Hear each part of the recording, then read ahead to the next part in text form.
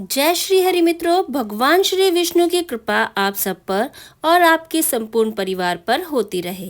वैशाख का महीना प्रारंभ हो चुका है और यह वैशाख का महीना श्री हरि विष्णु जी को अत्यंत प्रिय है। इस वैशाख के महीने में श्री हरि विष्णु जी की पूजा की जाती है। इस वैशाख के महीने में भगवान परशुराम की भी पूजा की जाती है। ऐसी मान्यता है कि वैशाख के महीने में पूजा अर्चना करने से, व्रत करने से घर के अंदर सुख शांति का वास होता है, वह सुख समृद्धि का आगमन होता है। इस महीने में वैशाख मास का स्नान भी किया जाता है, जिसे करने से पुण्य की प्राप्ति होती है। तो इस महीने में कुछ ऐसे पावन तिथियां भी आती हैं जिन तिथियों में आप व्रत रखकर पुण्य कर्म में वृद्धि भी कर सकते हैं। जैसे कि अक्षय तृतीया आती है, प्रदोष व्रत आता है वैशाख के महीने में, और फिर एकादशी का व्रत तो आता ही है वैशाख के महीने में। वैशाख के महीने की जो एकादशी आ रही है उसे बहुत ही शुभ एकादशी मानी जाती है। जो भी व्यक्ति पूरे साल एकादशी का व्रत धारण नहीं कर पाते, वो इस मास की एकादशी का व्रत धारण कर सकते हैं, यानी कि वैशाख महीने की दोनों एकादशियों का व्रत धारण कर सकते हैं और पुण्य कर्मों में वृद्धि कर सकते हैं। इस महीने की एकादशी, जिसे वरुथनी एकादशी कहा जाता है, वरुथनी एकादशी का व्रत बहुत ही महत्वपूर्ण होता है। इस व्रत को करने से मनुष्य पाप कर्मों से मुक्ति पाकर मोक्ष धाम की प्राप्ति करता है। इस वीडियो में आपको पता चलेगा कि इस पावन वैशाख महीने में आने वाली एकादशी की क्या तिथि है, वरुथनी एकादशी कब की है, इस एकादशी का व्रत आपको किस दिन रखना है और किस समय इस एकादशी की पूजा अर्चना करनी है और पारण कब करना है, एकादशी वाले दिन पूजा का शुभ मुहूर्त कब निकलेगा, कब है अभिजीत मुहूर्त, कब होगा राहु काल। तो सबसे पहले तो यही जान लेते हैं कि वारुथनी का क्या अर्थ होता है। तो वारुथनी का अर्थ होता है रक्षा करने वाली एकादशी। जी हाँ, ये है वारुथनी एकादशी, जो मनुष्य की कष्टों से, दुखों से रक्षा करती है। उस एकादशी को वारुथनी एकादशी कहते हैं। वारुथनी एकादशी का व्रत धारण करने वाले व्यक्ति को किसी भी तरह का संकट नहीं आता। वारुथनी एकादशी का व्रत धारण करने वाले व्यक्ति को एक रक्षा कवच की प्राप्ति होती है, जो हर संकट से उसको बचाती है और सुख समृद्धि की प्राप्ति देती है। यह व्रत हर व्यक्ति को अपने लिए करना चाहिए। देखिए, वारुथनी एकादशी जो प्रारंभ होगी वो होगी 23 अप्रैल शाम को 4:34 पर, और एकादशी तिथि का जो समापन होगा वो होगा 24 अप्रैल को दोपहर को 2:32 पर।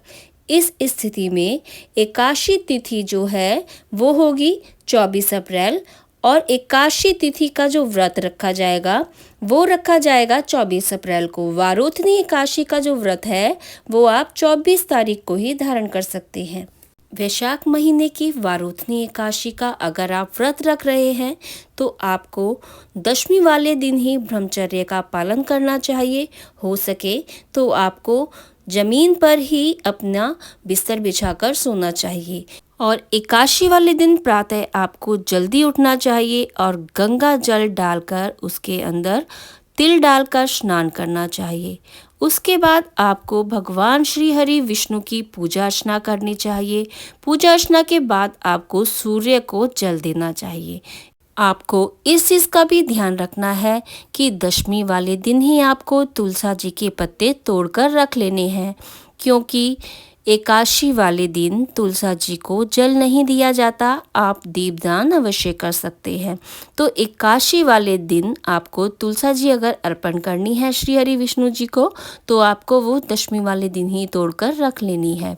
तो अब जान लेते हैं 24 अप्रैल 2025 ब्रह्म मुहूर्त सुबह का 4:25 से लेकर 5:13 तक, और सूर्य उदय का जो समय रहेगा वो रहेगा 6:02 पर, और वहीं पर सूर्य का अस्त का समय रहेगा शाम के 6:47 पर।